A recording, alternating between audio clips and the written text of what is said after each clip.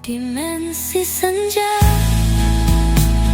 bukan sekadar cerita, ia lorong menuju dunia roh. Antara doa dan mantra gelap, antara cahaya dan kegelapan.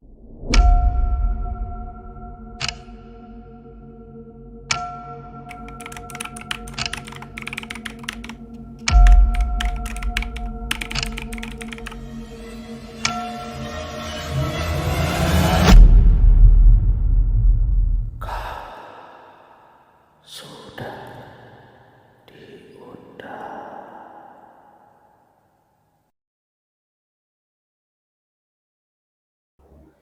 Untuk para penjelajah dimensi senja, saya mengucapkan terima kasih dan tetap mendukung saya, mensupport saya melalui subscribe, share, dan tekan tanda lonceng untuk melihat updatean video-video terbaru saya.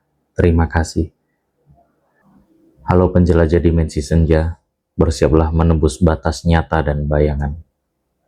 Oke, ini adalah konten pertama saya. Saya akan berbagi salah satu dari banyaknya kisah nyata yang saya alami dan berjudul Lantai 2. Di Jawa Barat. Aku tiba di rumah itu oleh karena undangan dari relasi papa untuk membicarakan masalah keadaan rumah tempat yang sudah dirasa tidak nyaman untuk ditinggal lagi karena gangguan entitas kegelapan. Rumah itu menjadi sumber ketakutan bagi keluarga yang tinggal di dalamnya. Usaha semakin merosot tanpa sebab yang pasti. Berbagai kejadian tak masuk akal terjadi. Dua anggota keluarga mengalami patah tulang di posisi yang sama pada saat turun dari tangga lantai 2 menuju lantai dasar. Jadi mereka mengatakan pundak mereka terasa sebelah kiri ada sentuhan kecil dan terasa dingin. Dua orang praktik spiritual yang pernah dipanggil untuk menenangkan tempat itu pun mengalami nasib serupa. Yang satu mengalami patah tulang di posisi yang sama. Yang satu lagi meninggal dunia setelah beberapa saat ritual mereka. Setelah melewati beberapa waktu, di tengah percakapan kami yang mulai menurun, ada terdengar suara gesekan kasar dari lantai 2. Tepat di atas kepala kami. Awalnya pelan, lalu semakin jelas terdengar, seperti kuku yang menggesekkan ke lantai beton. Polanya tidak acak, dan itu berulang, seolah ada yang sengaja ingin menarik perhatian. Mata kami langsung tertuju melihat ke atas beton lantai 2. Tiba-tiba suhu ruangan berubah menjadi dingin yang nusuk tulang. Dan kami hanya bertiga. Suasana semakin tegang. Karena anggota keluarganya semuanya sudah pindah ke rumah barunya yang masih proses bangun. Setelah kejadian tersebut, dengan suara pelan saya mengatakan ke pemiliknya, boleh saya naik ke atas untuk mencari tahu sumber suara dan situasi kondisi di lantai 2. Pemilik tersebut menjawab iya dengan ketegangan dan juga wajah yang terlihat pucat. Kami pun bergegas menuju ke tangga. Setelah sampai di tangga, saya memberikan isyarat kepada mereka, biarkan saya sendiri naik ke lantai 2. Setelah saya tiba di lantai 2, suasana sangat hening. Ketika saya berdiri, Di lantai 2 tersebut, saya merasakan hawa yang kuat seolah sedang memasuki ruangan yang tidak sepenuhnya milik manusia. Semakin lama telingaku berdenging. Ruangan terasa hampa, seolah semua suara dan kehidupan terserap keluar. Pada saat itu ada sofa, aku duduk, aku menenangkan diri, aku konsentrasi, aku menutup mata, agar aku bisa merasakan dari mana arah energi entitas jahat tersebut. Kurang lebih sekitar ada 3 atau 4 menit berlalu, tiba-tiba ada suara bisikan halus yang mengelilingi aku dan sangat jelas terdengar mengatakan kalau jiwamu, darahmu akan disimpan di tempat ini. Namun, aku abaikan itu. Setelah mendengarkan bisikan itu, aku buka mata dan dengan langkah hati-hati aku menuruni tangga. Di bawah tangga ada mereka yang menunggu aku dengan ketegangan. Setelah sampai di bawah, aku mengajak mereka untuk keluar dari rumah tersebut. Di luar rumah, udara begitu ringan dibanding di dalam. Setelah di luar, aku mengatakan kepada pemiliknya, kalau aku mendengarkan bisikan itu memperingatkan agar tidak kembali lagi. Aku sempat tarik nafas dan mengatakan, tempat ini sudah terikat oleh sesuatu yang tua dan sangat kuat. Aku mengatakan ini tidak bisa ditunda lagi. Tanpa banyak tanya, pemilik tersebut mengatakan iya dan kapan bisa melakukan ritual pembersihan energi negatif tersebut. Aku mengatakan secepatnya. Pemilik tersebut mengatakan apakah bisa besok, dan sambil mempersiapkan barang apa saja yang diperlukan. Ketika saya ingin menjawab, tiba-tiba ada telepon dari istrinya, lalu dia meminta izin untuk angkat. Setelah komunikasi dengan istrinya, wajahnya terlihat panik, dan dia meminta izin segera pulang, karena bayinya mengalami sesak nafas. Sekitar 1 jam kami meninggalkan rumah itu, ponsel papa berdering, dan itu dari pemilik. Bilang, beri dia kesiapan waktu untuk menenangkan diri. Dia meminta agar mendoakan bayinya agar bisa cepat pulih dan sehat kembali. Papa mengatakan ke saya, lalu aku menarik nafas perlahan dan bilang ke papa, biarkan mereka tenang dulu. Tempat itu sudah bereaksi dan ini baru permulaan. 2 minggu setelah kejadian itu, telepon papa berdering, muncul nama pemilik rumah itu.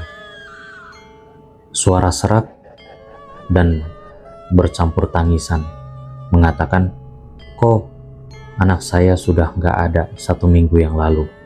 Papa kaget dan terdiam sejenak. Lalu papa menenangkan dia dan mengucapkan belasungkawa dengan suara berat. Dan dia mengatakan dengan hati yang sangat kehilangan bercampur amarah, mengatakan, saya tidak terima ini, saya tidak sanggup lagi. Bisa kita mulai hari ini, saya tidak peduli apapun resikonya. Lalu papa mencoba untuk tenangkan dia dan papa mengatakan ke dia, nanti akan menginformasikan ke dia dan harus tanya kepada saya dulu. Setelah menutup teleponnya, papa mengatakan ke saya kalau kondisi dan keadaannya sudah seperti itu. Setibanya di rumah itu pada jam 10 malam. Malam itu bukan lagi investigasi, ini adalah konfrontasi. Kami pun naik ke lantai 2, mempersiapkan peralatan spiritual ditata dengan rapi di atas meja.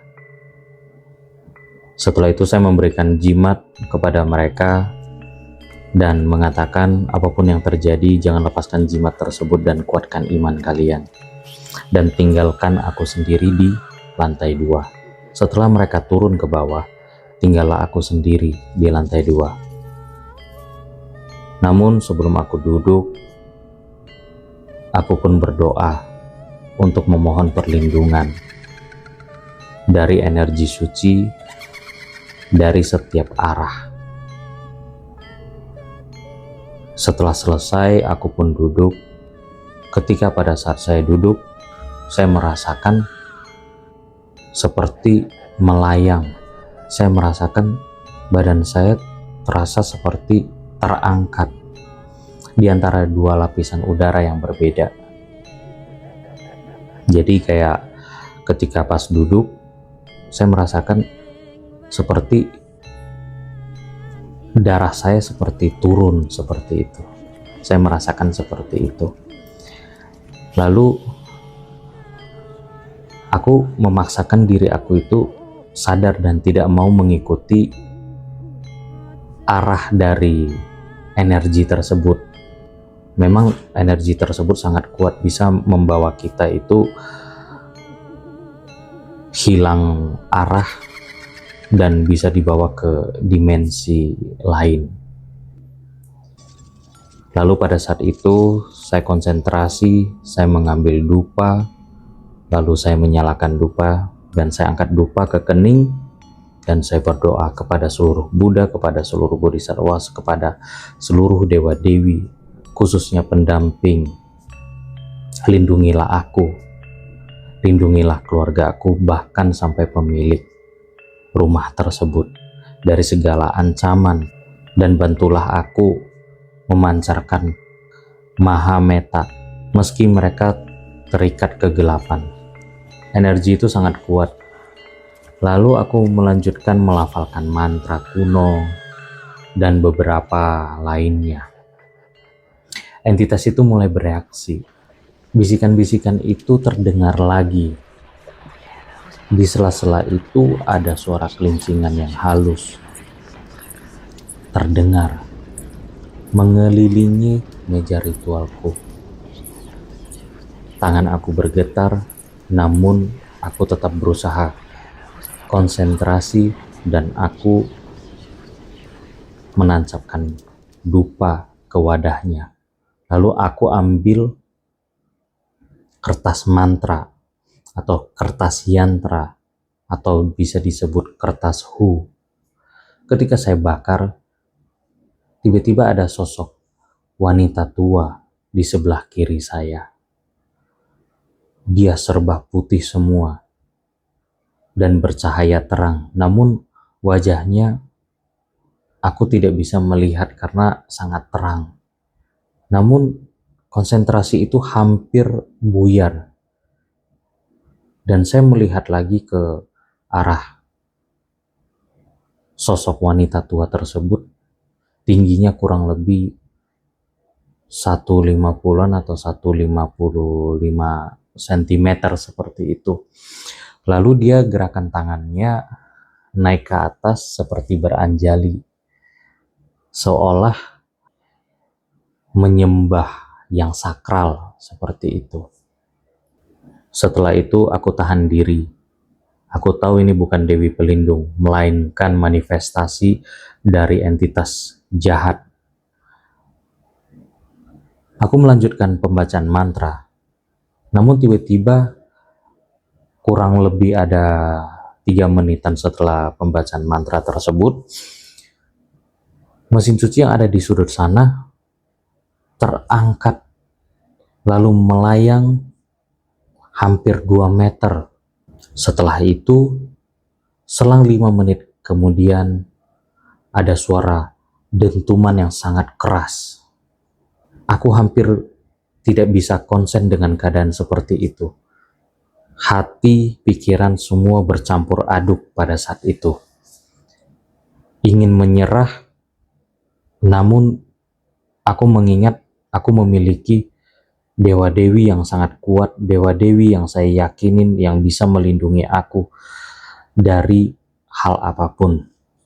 Lalu aku melanjutkan ritualnya dan kembali terdengar yang kedua kali suara dentuman yang sangat keras sekali.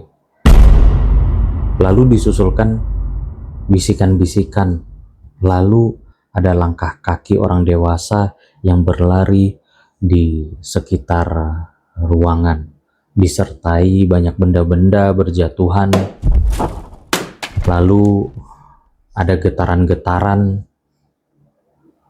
tapi aku menolak goyah pada saat itu dan tetap kokoh pada kesadaran dan tertuju pada mantra dan doa. Lalu tiba-tiba semuanya hening. Saat aku buka mata, ruang itu remang, hampir gelap. Dari sisi kanan, ada sosok hitam tinggi bertanduk sebelah, berjalan perlahan, dan duduk di hadapan aku. Padahal di depan meja ritual aku tidak ada tempat duduk. Tangannya panjang, kukunya juga tajam, tatapannya tajam. Lalu tiba-tiba ada dari sisi kiri sosok nenek tua tersebut itu datang menghampiri lagi, dan dia berada di samping aku. Ketika itu aku sadar aku berada di dalam ruang dimensi mereka. Pada saat itu aku mencoba sadar kembali dan aku melawan ketakutan, kecemasan yang ada di dalam diri aku. Dengan tangan yang bergetar, aku mengambil air suci tersebut dan aku melafalkan doa yang semakin kuat dan suara yang semakin kuat. Lalu aku mencipratkan di sekeliling mereka. Ketika itu aku buka mata, lalu aku melihat sosok nenek tersebut itu sudah tidak ada. Sosok yang hitam bertanduk tersebut masih berada di depan aku, menunduk, geram, dan amarah yang sangat besar. Tapi tepat di saat itu dia melakukan pergerakan, yaitu ingin menyerang aku. Meja ritual aku itu getaran seperti itu sehingga membuat peralatan ritual aku ada yang jatuh. Namun di saat pergerakan itu tiba-tiba ada cahaya kilat yang sangat terang sekali membelah lehernya itu. Namun cahaya kilat itu sangat terang sekali sehingga membuat mata aku itu tidak sanggup lihat, sehingga aku menutup mata aku sedikit. Karena gimana kalau misalnya kita tiba-tiba ada cahaya terang ke mata, pasti kita akan tutup mata. Nah, seperti itu kira-kira. Jadi pada saat saya itu tutup mata lalu saya buka mata kembali, saya melihat sosok tersebut itu sudah tidak ada. Tiba-tiba kaca meja makan yang berada di belakang saya tiba-tiba pecah dan saya kaget dan saya melihat agak sedikit mundur. Nah, setelah itu saya tiba-tiba ada merasa sedikit ada kenyamanan di saat itu, dan saya tahu ini semua sudah berakhir. Namun setelah itu saya melihat di ruangan itu sangat banyak kabut. Jarak pandang sekitar ada kurang lebih 7-8 kaki jarak pandangnya. Lalu aku memanggil papa dan pemilik rumah dan meminta pemilik rumah tersebut untuk membuka semua ruangan. Lalu aku menuliskan yantra suci di setiap ruangan, simbol perlindungan dari para dewa-dewi. Setiap yantra aku akhiri dengan air suci. Tidak ada sedikit pun yang tertinggal.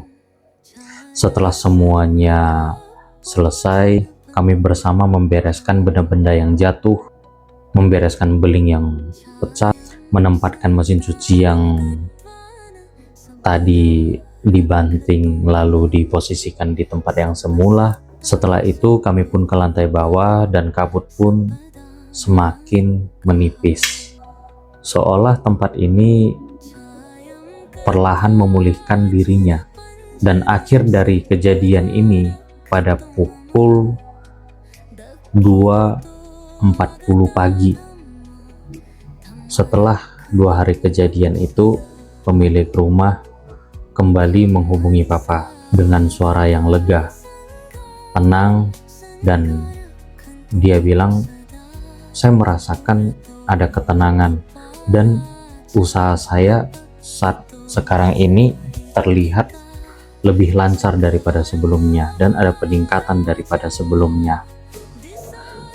Lalu singkat kisah, sampai pada hari ini mereka hidup tanpa ada pertengkaran, mereka dikaruniai 3 orang anak, mereka hidup tanpa ada gangguan dari entitas jahat sampai hari ini.